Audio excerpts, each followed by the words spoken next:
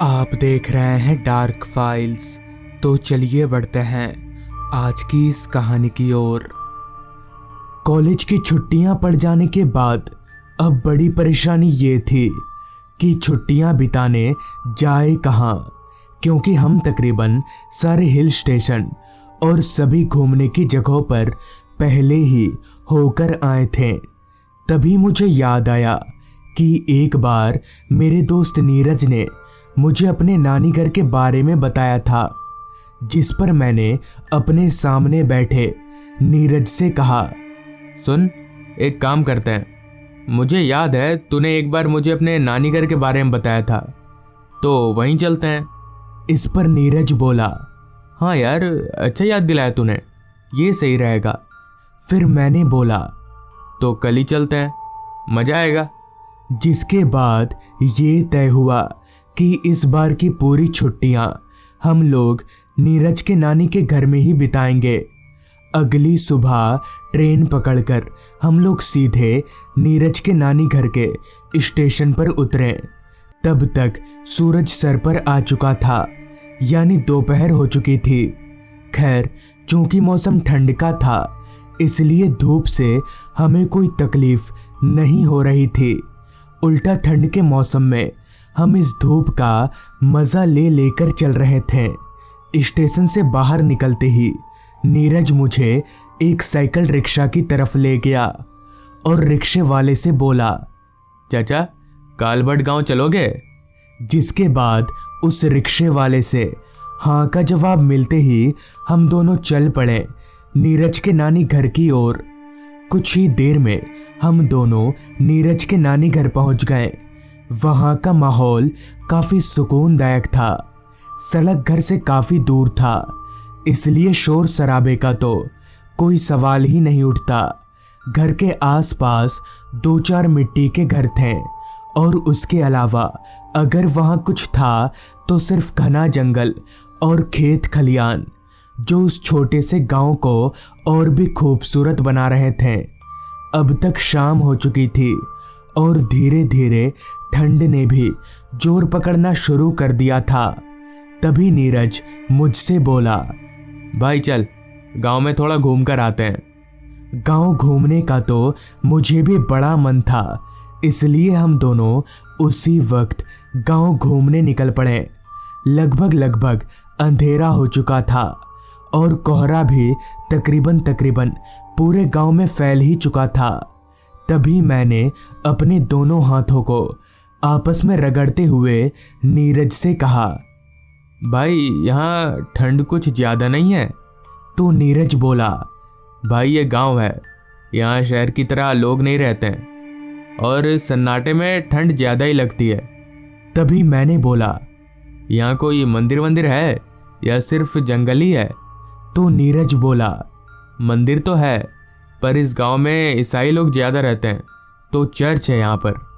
अभी नीरज ने इतना कहा ही था कि तभी किसी चीज से ठोकर लगने की वजह से मैं धड़ाम से जमीन पर जा गिरा। मैंने पीछे मुड़कर देखा तो पाया कि जमीन पर एक छोटा सा बोर्ड लगा हुआ है, जिस पर लिखा था, अंदर प्रवेश करना मना है। जिस तरफ उस बोर्ड का इशारा था, उधर एक पुरानी सी टूटी फूटी इमारत थी। ध्यान से देखने पर ऐसा लग रहा था जैसे वो कोई चर्च हो। खैर, मैं उठकर सीधा खड़ा हुआ और जब नीरज से उस इमारत के बारे में पूछा, तब उसने कहा, दरअसल ये एक पुराना चर्च है, ये बहुत सालों से ऐसे ही बंद पड़ा है। जिस पर मैंने नीरज को वो बोर्ड दिखाते हुए कहा, पर इस बोर्ड पर ऐसा क्यों लिखा है कि अंदर जाना मना है? तो नीरज बोला, ये तो ठीक से मैं भी नहीं जानता, बस इतना पता है कि इस चर्च के पीछे की तरफ एक बगान है।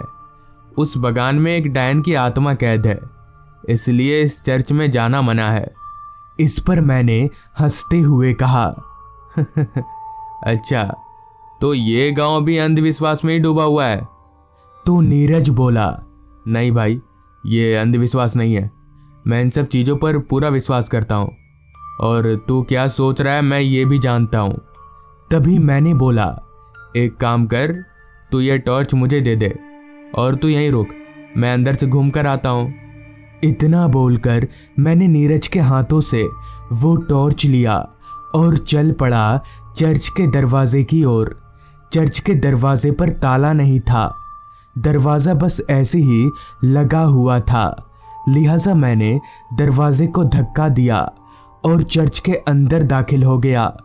चर्च बाहर से जितना पुराना लग रहा था, अंदर से भी वैसा ही था। धूल की एक मोटी परत ने पूरे चर्च को अपने आगोश में लपेट रखा था। चर्च में जो एक दो बेंच लगे हुए थे वो भी दीमक लगकर सड़ चुके थे। खैर, मैं दोनों तरफ लगे बेंच के बीच से होते हुए चर्च के पीछे की तरफ जाने लगा। चर्च के पीछे यानी बगान में जाने के लिए एक अलग दरवाज़ा था। चलते हुए मैं उस दरवाजे के पास पहुंचा। दरवाज़ा बाहर से लॉक था, लिहाजा मैंने दरवाज़ा खोला तो ठीक मेरे सामने वही बगान था जिसके बारे में नीरज मुझे बता रहा था। मैं बगान के अंदर दाखिल हुआ और टॉर्च घुमाकर चारों तरफ देखने लगा। वो बगान कम जंगल ज़्यादा लग रहा था। झाड़ियाँ और पेड़ पौधे बहुत बड़े बड़े हो चुके थे।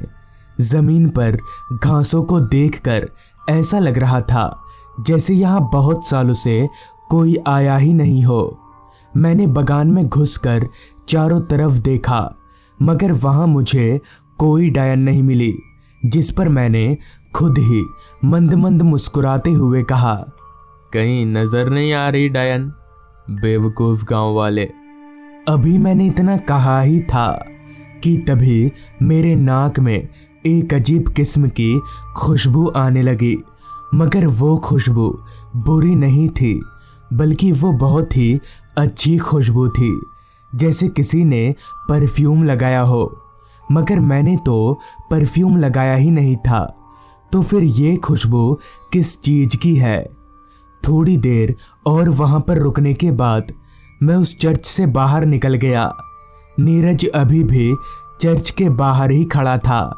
तभी मैंने नीरज से कहा, क्यों चौंक गया ना मुझे देखकर? कोई डायन नहीं है अंदर, पागल, चल घर। मेरे से ये सुनकर नीरज काफ़ी हैरान हुआ। खैर, फिर हम लोग घर आ गए। थोड़ी ही देर में रात हो गई। गांव के लोग अमूमन जल्दी ही खाना खाकर सो जाया करते हैं। उस गांव का भी आलम कुछ वैसा ही था। घर के सभी लोगों ने खाना पीना करके जल्दी ही बिस्तर पकड़ लिया। मैं और नीरज एक ही कमरे में सोए थे। कुछ देर तक तो मैं और नीरज आपस में बातें करते रहे, मगर फिर नींद ने कब किसको आगोश में ले लिया, कुछ पता ही नहीं चला। पता नहीं कितनी देर बाद, मगर जब मेरी आंख खुली तब घर के दरवाजे पर दस्तक हो रही थी। दस्तक सुनकर मैं एकदम से बिस्तर पर उठकर बैठ गया। हैरानी की बात तो ये थी कि दस्तक की आवाज़ सुनकर मैं जाग चुका था, मगर मेरे बगल में सोया नीरज नहीं, जैसे वो दस्तक की आवाज़ सिर्फ मुझे ही सुनाई दे रही हो। बहुत देर तक दरवाज़ा पीटने के बाद भी जब किसी ने दरवाज़ा नहीं खोला, तब मैं ही उठा और अपने कमरे से निकलकर मेन दरवाजे की ओर बढ़ने लगा।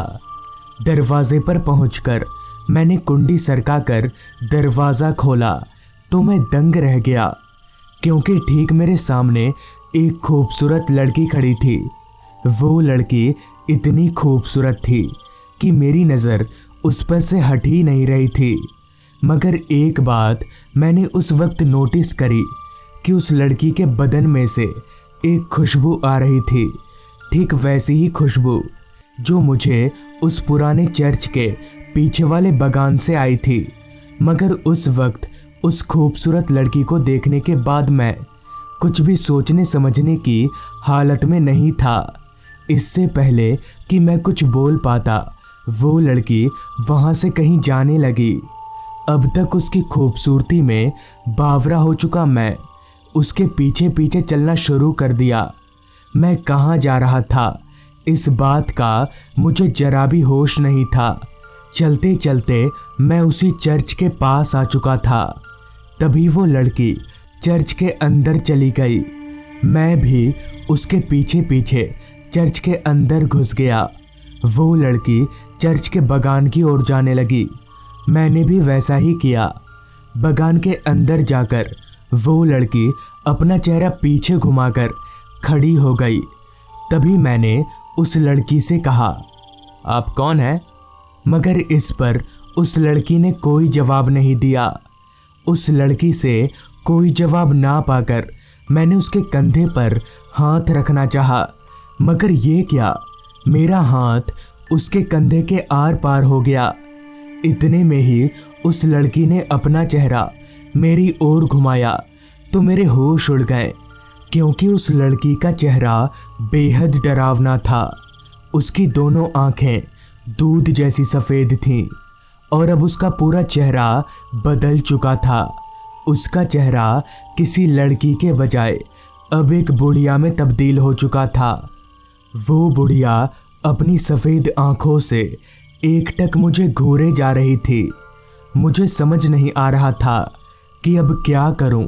मैं वहां से भागना चाहता था, मगर अपने पैरों को 1 इंच भी हिला नहीं पा रहा था, जैसे किसी ने मेरे दोनों पैरों में कील ठोक दी हो।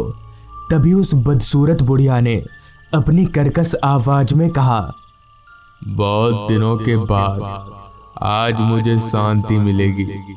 इतना बोलकर उस बुढ़िया ने अपना एक हाथ उठाया। उसके हाथ के नाखून इतने बड़े बड़े थे जैसे वो नाखून ना होकर कोई धारदार खंजर हो। वो बुढ़िया अपने हाथ को मेरे गले के पास लेकर आ रही थी। मैं उस बुढ़िया का इशारा समझ गया और अपने पैरों को एक झटके से उठाकर वहां से भागने लगा। भागते भागते मैं चर्च से बाहर निकल गया, मगर उस बुढ़िया ने अभी भी मेरा पीछा नहीं छोड़ा। जी जान लगाकर मैं सीधे नीरज के घर पहुंचा और दरवाज़ा बंद करने के बाद सबको पूरी बात बता दी, जिस पर नीरज के पापा ने बताया, तुम्हारी किस्मत अच्छी थी जो तुम बच गए। दरअसल तुम जब शाम को उस चर्च में गए तब तुमने बगान का दरवाज़ा खुला छोड़ दिया था, इसलिए वो डायन की आत्मा आज़ाद हो गई। ये सुनकर मैं और ज़्यादा डर गया और उसके दूसरे दिन ही मैं और नीरज वहाँ से अपने घर यानी शहर आ गए। और हाँ, उस दिन के बाद से मैं भूत प्रेत जैसी चीज़ों पर पूरा यकीन करता हूँ। तो दोस्तों, ये थी आज की कहानी। अगर आपको ये कहानी अच्छी लगी हो तो चैनल को ज़रूर सब्सक्राइब कर लें। तो मैं आपका दोस्त आर्यन जल्द ही मिलूँगा आपसे ऐसी ही एक कहानी के साथ।